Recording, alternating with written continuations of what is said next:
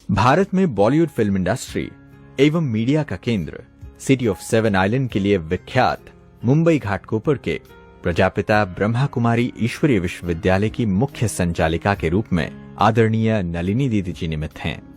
आपका जन्म सन 1942 में मुंबई मातुंगा में एक राज ज्योतिषी घराने में हुआ।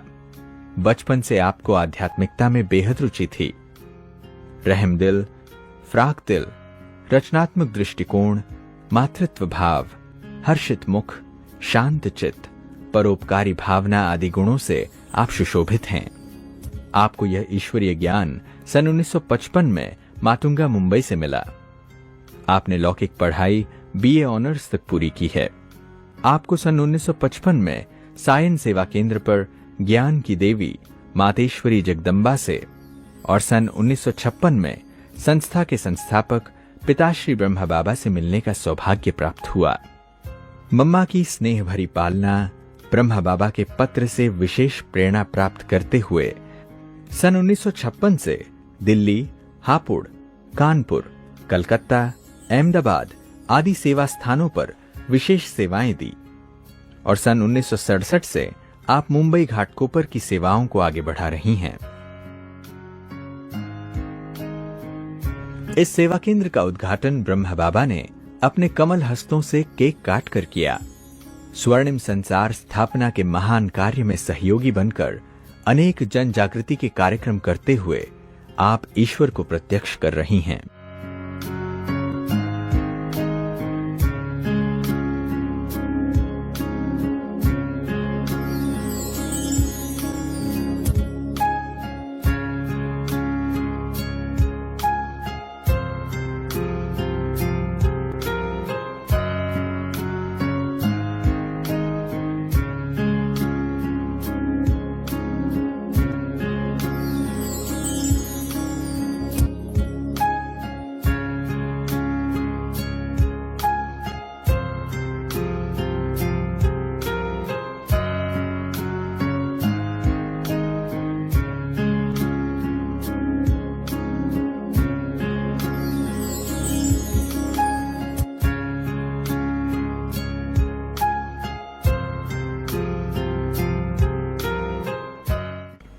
ब्रह्मा बाबा ने जो यज्ञ में बुरा मत सुनो, बुरा मत बोलो, बुरा मत देखो का जो चित्र बनवाया, उसमें आप ही विद्यमान हैं।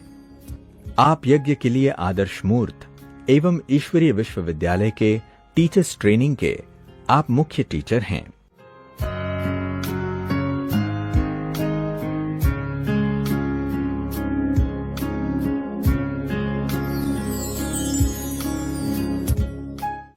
वर्तमान समय 115 सेवा केंद्र, 8 उप सेवा केंद्र, 100 गीता पाठशालाओं में 70 समर्पित टीचर बहनों के साथ 8000 से भी अधिक विद्यार्थी नियमित रूप से राजयोग का अभ्यास करते हैं।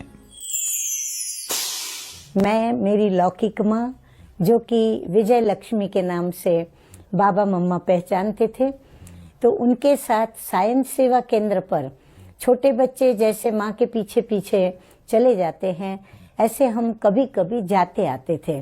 लेकिन वहाँ तब एक लालच थी हमें, जो वहाँ प्रसाद मिलता था, प्रति गुरुवार को जो भोग लगता था, तो वो प्रसाद खाने की लालच से हम उनके साथ जाया करते थे। परंतु तभी हमें कुछ समझ नहीं थी इतनी। और उन्हीं दिनों में मातेश्वरी जी, माँ जगदम्बा सरस्वती जी, जो कि इस संस्था की ही नहीं परंतु पूरे विश्व की पालनकर्ता, पूरे विश्व की असली जगत माँ है, सर्व शक्तियों की जो अधिष्ठात्री है, जो ज्ञान ज्ञानेश्वरी है, योग योगेश्वरी है, उस मम्मा से मेरा प्रथम बार मुंबई के एक स्थान है जो मुंबई के अंदर रिगल थिएटर, बहुत प्रसिद्ध थिएटर है, उनके सामने के एक किसी ऐसी सिंधी परिवार के फ्लैट में मम्मा रुकी थी।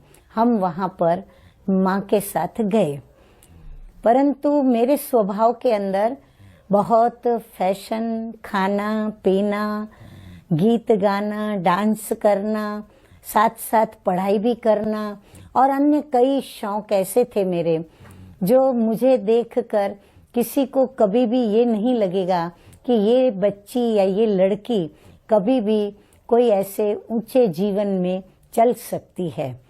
तो मुझे जब लेके जा रहे थे तो मैंने भी माँ के आगे एक शर्त रखी। माँ ने मुझे कहा, देखो इतनी महान जगत अम्बा माँ पधारी है और तुमको ये बहनें बहुत अच्छी लगती हैं, तो इन बहनों को संभालने वाली मातेश्वरी जी मुंबई में आई है, तुम दर्शन करने चलोगी? तो मैंने कहा हाँ चलूंगी, जरूर चलूंगी, परंतु एक शर्त पर चलूंगी। तो कहा अच्छा क्या शर्त है तुम्हारी? मैंने कहा मैं वहां चलूं, मुझे कोई भी बहन ज्ञान नहीं सुनावे तो मैं चलूंगी, मैं सिर्फ मातेश्वरी जी से मिलूंगी। तो बोला ठीक है। तो उन्होंने शायद बहनों को बता के रखा था। तो जब मैं गई तो मुझे सीधा मातेश्वरी जी के कमरे में ही लेकर के गए और मातेश्वरी जी को भी ये बात शायद उन्होंने बता के रखी होंगी। जब मैं मातेश्वरी जी के कमरे में दरवाजे के आगे खड़ी हुई और वहां मैंने मातेश्वरी जी को बैठा हुआ देखा, मैं आपको क्या बताऊं मेरे हृदय के अंदर क्या क्या होने लगा। उनका वो जो स्वरूप था, उनकी जो आंखें, उनके बाल, उनका सारा स्वरूप इतना दिव्य था। अभी तो मैं बोल सकती हूँ कि उनके नैनों में निहाल करने की शक्ति थी। उनके नैनों में सारे जगत का प्यार समेट कर हम बच्चों को देने का सामर्थ्य था। उनके नैनों के अंदर जितनी भी शक्तियां हम जब भी मांगे, काम घेनु की तरह हम जो भी मांगे वो देने की क्षमता थी। मैं बहुत मम्मा के स्वरूप को देखकर वहीं पर कुछ सेकंड के लिए थम सी गई। समय भी थम गया। मम्मा के वो लंबे लंबे बाल, मम्मा की मोटी मोटी वो वरदानी निहाल करने वाले नेत्र, मम्मा का वो गोरा गोरा रूप, मैं देखकर हैरान हो गई। मुझे इतनी मम्मा अच्छी लगी क्योंकि बच्चों को क्या चाहिए, बच्चे तो देखते हैं सुंदरता, बच्चों को कोई सुंदर वस्तु देखी तो आकर्षण हो जाती है, परंतु ये आकर्षण जैसे दुनिया में कई सुंदरता को देखते थे और जो आकर्षण होती थी, ऐसी आकर्षण नहीं थी। ये एक अलग प्रकार की कोई आकर्षण थी।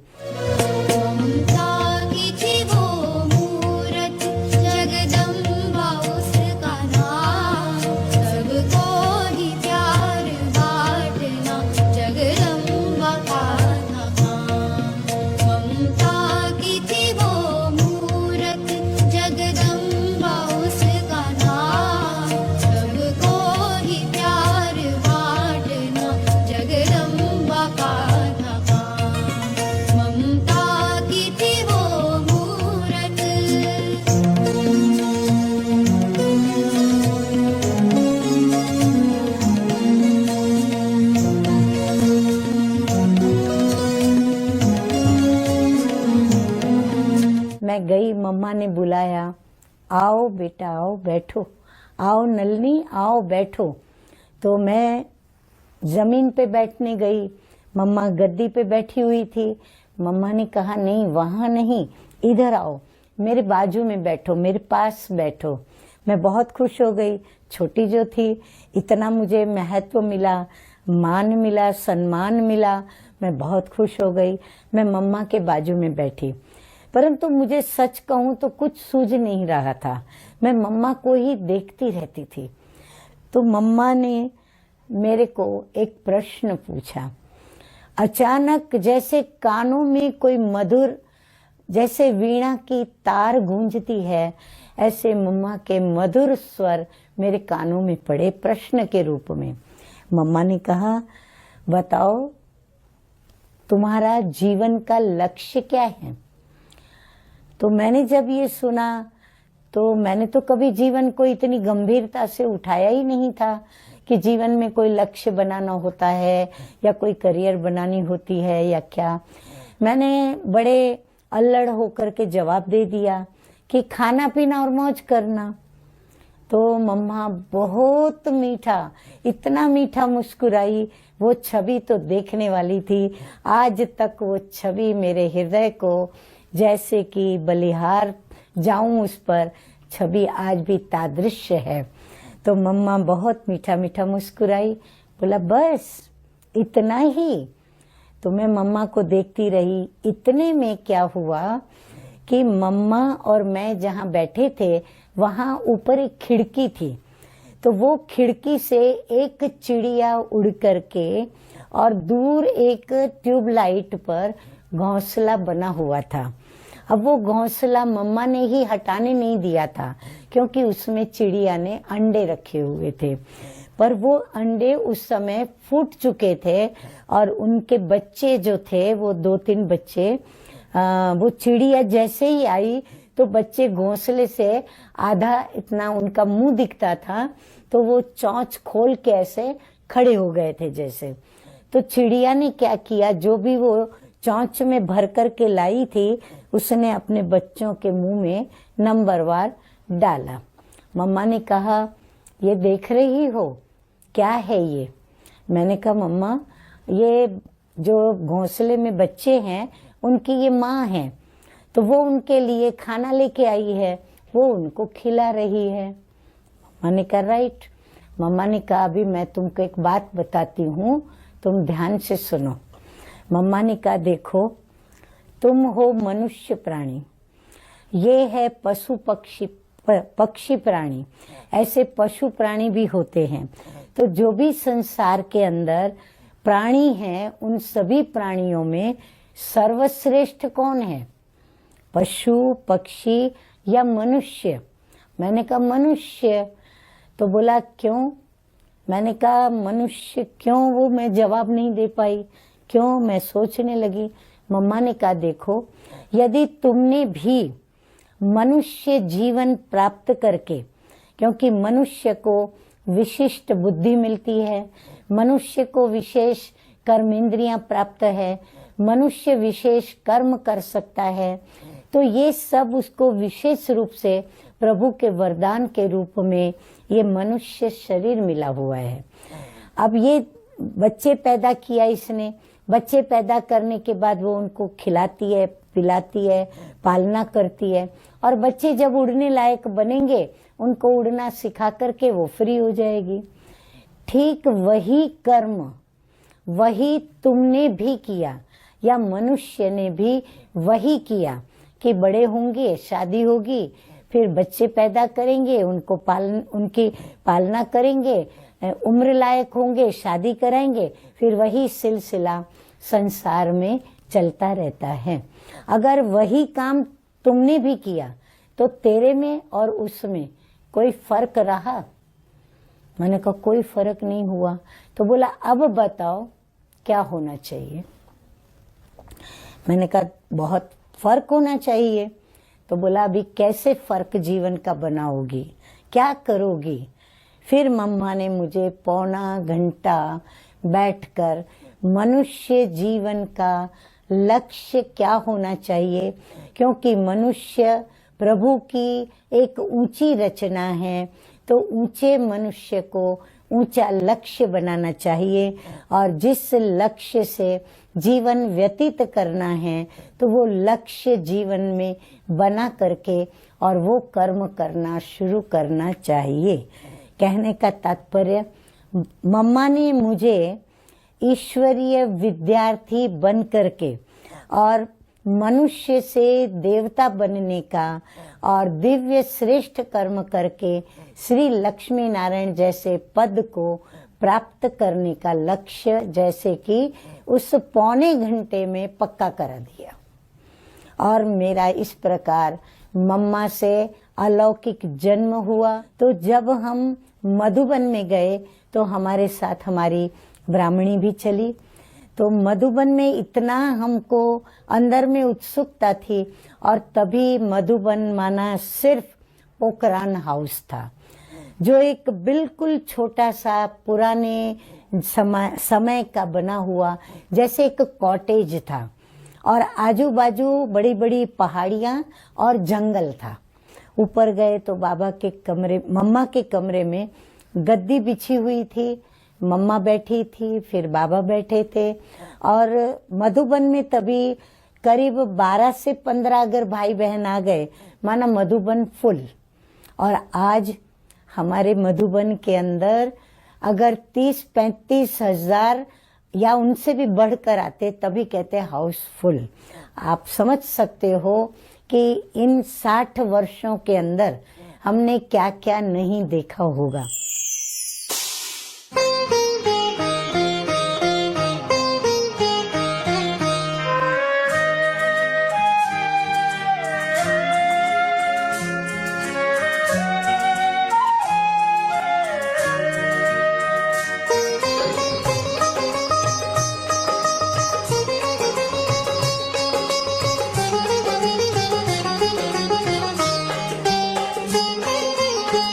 कितनी ही सदियां बीते, ये जग कितना ही बदले, बाबा तेरी यादों के दीप हमेशा रहेंगे जले।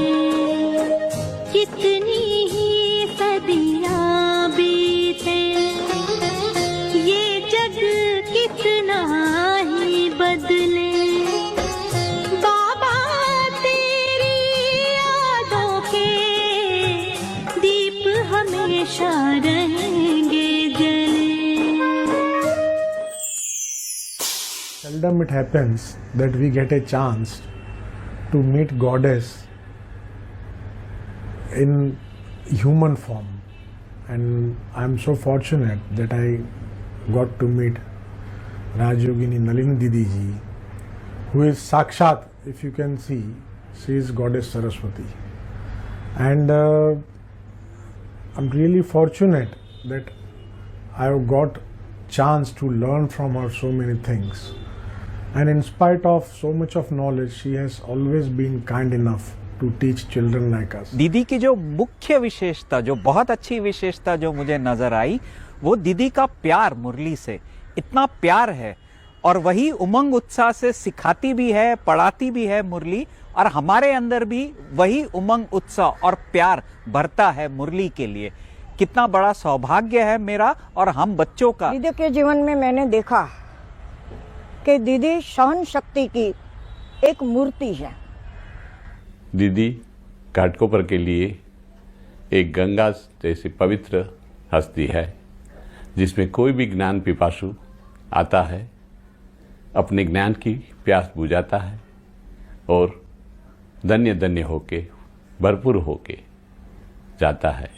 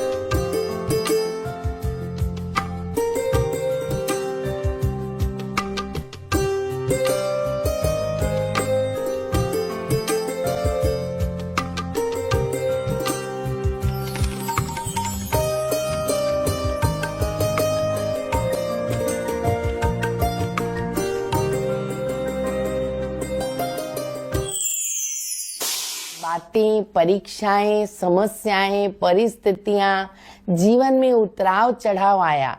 जहां सहन करना था वहां सहन किया, जहां समाना था वहां उन्होंने समाया, जहां थोड़ा सामना करना चाहिए था वहां सामना किया। तो हमें भी ये सीखने को मिला कि कैसे हमें सहनशीलता, समाना और फिर सामना करते हुए, सही निर्णय लेते हुए, सामने वाले व्यक्ति को सही रीति से परखते हुए हम अपनी परीक्षाओं में विजयी बने। ये मैंने दीदी को प्रैक्टिकल में देखा है। दीदी जी को मैं पिछले 40 वर्षों से देख रही हूँ। वो चाहे ब्रह्मा कुमार भाई बहन हो या बाहर के कोई भी वीआईपीज हो या साधारण व्यक्ति हो, जब भी मिलते हैं, चाहे जितना भी समय मिलते हैं, बहुत दिल की गहराई से, बहुत आत्मीयता से और अपनेपन की भावना से मिलते हैं। जो भी व्यक्ति आता है, चाहे वो परिचित हो या अपरिचित हो, थोड़े ही समय में वो अपने को मेरी दीदी अनुभव करने शुरू कर देता है। उसको नहीं देखा हमने कभी, पर उसकी जरूरत क्या होगी। ए माँ तेरी सूरत से अलग भगवान की सूरत क्या होगी, क्या होगी। उसको नहीं देखा हमने कभी। ऐसी मेरी माँ है, ऐसी मेरी दिलबर है, मेरी सब कुछ है। बाबा में जैसे मैंने सब कुछ देखा, ऐसे दीदी माँ में भी मैंने बहुत सब कुछ गुणों की भंडार देखा।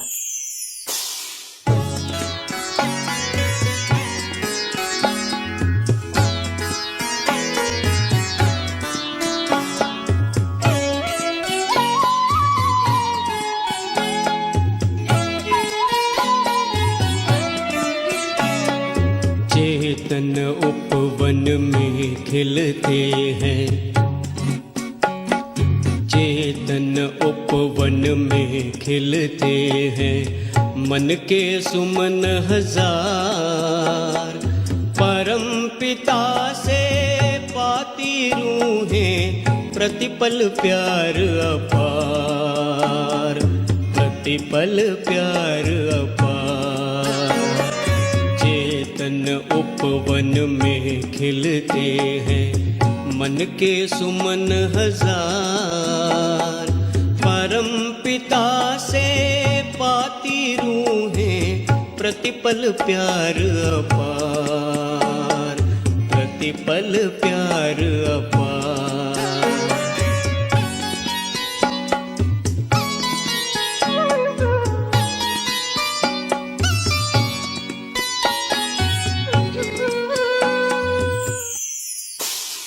What I have learned with Nalini Didi ji so far is to surrender completely and have 100% faith on the person whom you have trusted, and always have a positivity in your mind so that you can get through from any difficult situation. दीदी करुणा की मूर्ति हैं। सहज भाव से कठिन कार्यों को पार करना उनकी आत्मिक तेज और वाक्य से कठिन कार्य परिपूर्ण सहज रूप से होता है। यह उनकी साधना और ब्रह्मा बाबा के आशीर्वाद का कारण है। She has dedicated her entire beautiful life for the welfare and happiness of many people. So whenever you meet her, you get very peaceful and sacred feeling, because she is walking on the path of dharma. तो पूज्य दीदी में मैंने ये देखा है कि बांटना ही उनका जीवन धर्म है, और आदमी वही बांट सकता है जो भीतर से लबालब हो। It's an overflowing energy. Sharing is a overflowing energy. जब आप भीतर से लबालब हो जाते हो, आपसे आनंद संभाले नहीं संभलता, तब वो दूसरों में शेयर होता है, बंटना चाहता है, और फिर बांटना आपके लिए मजबूरी हो जाती है, विवशता हो जाती है। तो दीदी का जो शेयरिंग है, उनका जो समर्पण भाव है, वो इस कलयुग में एक सत्वयोगी गुण है, और मैं उनके प्रेम से बिल्कुल मंत्रमुग्ध हूँ, रोमांचित हूँ, गदगद हूँ, भाव विभोर हूँ।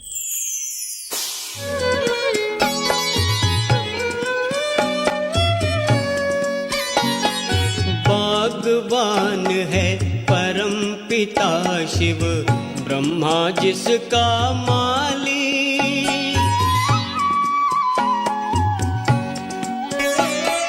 भगवान शिव ब्रह्मा जिसका माली। मात पिता ने प्यार से पाला, कले फूल हर डाले, कले फूल हर डाले। दिव्य गुणों के सौरभ से, दिव्य गुणों के सौरभ से महके सारा संसार। परम पिता से पाती रूहें प्रतिपल प्यार अपार, प्रतिपल प्यार अपार।